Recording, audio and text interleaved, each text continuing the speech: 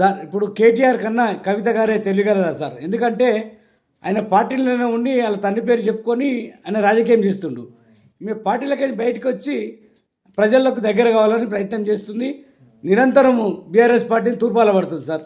అయితే ఇప్పుడు మనం బీఆర్ఎస్ మీద ఇంత కాన్సన్ట్రేషన్ చేయాల్సిన అవసరం లేదు నేను, కానీ నాకు అనిపించేది ఏంటంటే అసలు కేటీఆర్ ఏమో తండ్రి చాటు తనయుడు లాగా ఉన్నాడు. అంటే తండ్రి ద్వారా రాజకీయాల్లోకి ప్రవేశించి ముఖ్యమంత్రి తర్వాత రెండవ నాయకుడిగా, రెండవ ముఖ్యమంత్రిగా కొనసాగి ఆ తర్వాతనే ఎస్టాబ్లిష్ అయ్యి చాకచక్యంతో కొంత యాక్టివ్గా మూవ్ అయినటువంటి వ్యక్తి కేటీఆర్.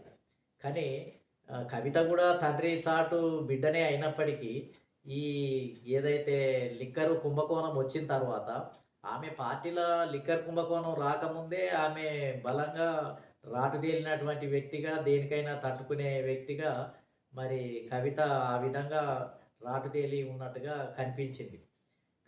బీఆర్ఎస్ నుంచి బయటకు వచ్చిన తర్వాత కవిత ఆమె నిలదొక్కుకున్న ఆమె బలంగా కేటీఆర్తో పోలిస్తే మొండిదనే చెప్పాలి. కవిత చాలా ధైర్యస్తురాలనే చెప్పాలి, తెలివిగలదని కూడా చెప్పాలి. ఎందుకంటే కవిత దేనికైనా తట్టుకొని నిలబడుతుంది. అందులో ఇన్ని ఆటుపోటులున్నా నేను పార్టీని పెడతాను, లేకపోతే నేను జాగృతిని నడిపిస్తాను సంస్థను, నేను ప్రజల్లోకే వెళ్తాను అని మొండి ధైర్యం చేసి వెళ్ళటం కూడా నిజంగా కవిత గొప్ప విషయమే.